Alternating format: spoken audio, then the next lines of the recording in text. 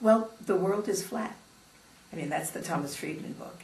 And it's not just Memorial that they're looking at. They're looking at Queens, they're looking at U of T, they're looking at the States. I mean, you know, I spent a lot of time in the independent schools in Ontario, and their top students go to the States. They're being recruited, they're being given big scholarships, and they're being sucked away to go to the States. And I say sucked away because I'd like to see them here, but the fact of the matter is, you know, people would say, oh, the top students from Horton used to come down the hill to Acadia. Well, guess what? The top students want to go somewhere else now. The world is flat. People don't want to go to their hometown school. People don't want to go to the school where they swam in the swimming pool and played in the gym since they were 2 years old. They want to explore the world. They want to go somewhere else. So while I do want to see Nova Scotian students here, and as part of the capital campaign, I think we've raised almost $10 million that'll go for scholarship to help bring Nova Scotian students here. A lot of them are dedicated to Nova Scotian students. We also have to realize that those students want to go somewhere else. They want to see the rest of the world. They want to spread their wings. So if they can. So I'm happy that we have more scholarship money for Nova Scotian students. I'm happy that the government is giving some rebates to Nova Scotian students. But we have to realize that many of them don't want to go to the local schools and want to see the world and want to experience other places. Where are you from? I'm from Vancouver, so I understand the desire to want to leave and to want to go see other places. And that's great to know that there's a lot more scholarship opportunities now given, and because it's the option.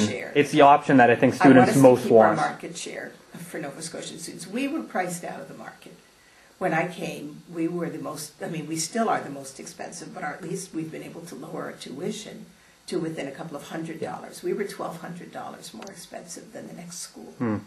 And it was very hard to say what that $1,200 was buying you. Getting a laptop had lost its glow. I mean, 14 years ago, whenever we started, it was brilliant. But it had lost its marketing differential. You know, big deal. You know, X would say, you can bring a laptop here too, so what? You know, buy your own and you don't have to spend $6,000 because that's what Acadia's charging you for that laptop. Yeah. And, you know, so that was totally untenable. But it's been hellish to disentangle the cost of the Acadia Advantage and to get that tuition down where people are willing to look at us again. Because we had priced ourselves out of our local market for sure, and even out of much of the Canadian market. Well, your last day is on Wednesday, and I'm just wondering if you have any other last positive message to take us into the future with. Well, it's in a wonderful school. I think that it's got a strong faculty, it's got terrific students, it's got a strong alumni who care passionately about the institution. And going forward, after the capital campaign now, which has been a huge success, I think we have a good development office now, advancement, that will be able to keep support for the school coming. And I'm very pleased at what I've been able to accomplish. I think we're always frustrated with what we haven't been able to accomplish, but I'm proud of my legacy here. And I'm honored to have been chosen to be president, and I feel very pleased and proud to have been able to lead this institution for the time that I've been here.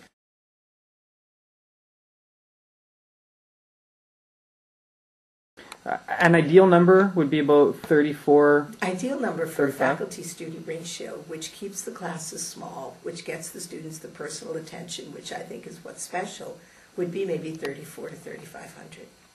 But then you've got to worry about how do you pay your raises every year? How do you pay your oil bill going up every year? How do you pay your fixed costs? You can only pay your fixed costs, which keep going up, if something else goes up. So that something has to be an increasing number of students, or an increase in tuition, or an increase in the money from the government. None of those are really in the cards. Or a decrease in cost, but that's pretty tough as well because no one's a fan of that. You know, how can you cut your oil prices when the oil company's charging you what you're charging you? How can you cut your faculty salaries when you've got a contract? You're not, and nobody wants to cut salaries, for Pete's sake. You want to keep increasing salaries. So the only schools, I mean, the schools that successfully do this are ones that can raise their tuition or schools that have a huge endowment. Now, our endowment is probably, I think it's at 52 million now. It was 32 million when I came. And some of that there will be money coming into the endowment as the capital campaign money comes in. But that's not that hefty an endowment. That doesn't pay out that much money every year. It's a nice endowment, and Canadian schools have never had endowments at all, because Canadian schools are caught between having been state supported and having less and less provincial, obviously, support every year.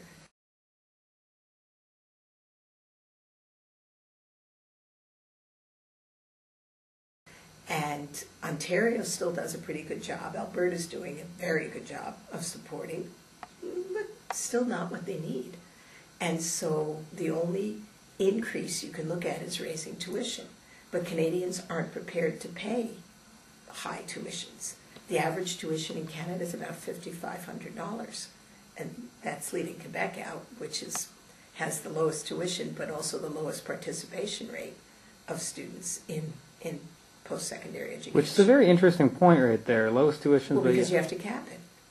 Because they cap the number of students they will take. Okay. Because the government's willing to put X amount of money in, and that only provides for so many students, so you only take that number of students. So that model might not be the ideal model either. Not an ideal model either. And that's what some of the European countries have had. Very, very low tuition, but very, very low access. And if you believe that Canada needs more university graduates, and I believe Canada needs a lot more university graduates, because it's a low, still very low number of university graduates. And I mean, that's what the capital of the country is. Canada's economy was built on natural resources, the oil, the trees, the fish, and mining. Canada was a wealth of natural resources, but look at every one of those has imploded. And oil is limited. I mean, you've got maybe 30 more years of oil, and then oil will be tapped out. So what will Canada's future be? Places like Singapore or Ireland that have minimal natural resources, Korea, they've built their economies on the brain power of the people. That's what Canada needs to do. But Canada hasn't recognized that yet. Canada's still living off now the oil. But look, the trees have imploded, the fish have imploded, the mines have imploded, and in time the oil will implode.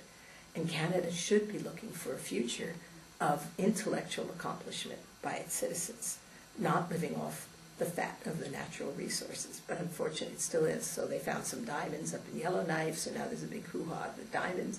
But all of them are limited. And what Canada has yet to recognize is the brain power of the Canadian people is Canada's future. And it's not investing in that. In Nova Scotia in particular, it's not investing in that. It's the poorest investment in Canada. So that takes what, a change in mindset of the average citizen to understand that tuition prices need to go up, that the governments need to chip in more? Or? Yeah, all of the above. I think the tuition has to go up, and that there is value in investing in a university education. And part of the other issue, though, is, and a place that it's hard to go. When students go to university now, they don't expect to change their lifestyle. They expect to have a car and to live in a nice setting. And because our lifestyles are much richer than they were, say, a generation ago or 2 generations ago.